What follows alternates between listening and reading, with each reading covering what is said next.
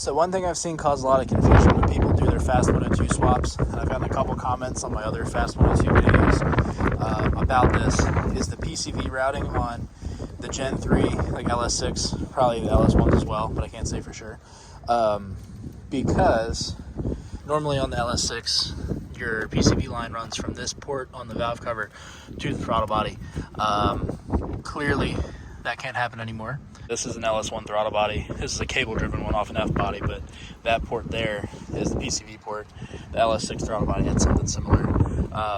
But when you convert to these Gen 4 style, like the LS2, 3, and 7, I think, style throttle bodies, they don't have the port for the PCV.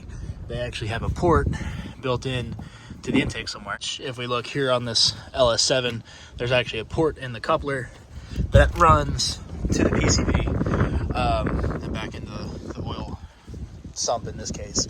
But yeah, so that's how it is on the later motors, just not on the Gen 3s. So when you're converting this, you basically have to do the same thing.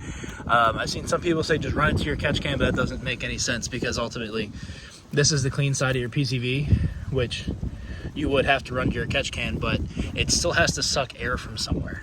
So it has to come in somewhere behind the mass airflow sensor in this case, because you don't want to be sucking unmetered air in. So I'll get on the other side so you can see the change I made to my coupler. So I added that little 90-degree vacuum fitting there.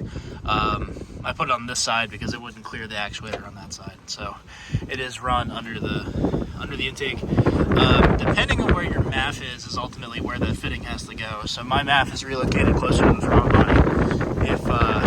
So it got pretty windy, I had to cut it off. But yeah, if your MAF is still down here, closer to the stock location, and you have, the power duct or whatever bridge here that you chose to use with your intake, you could add the fitting in there instead. You could epoxy it. It's a little more secure than just a piece of rubber stuck in there.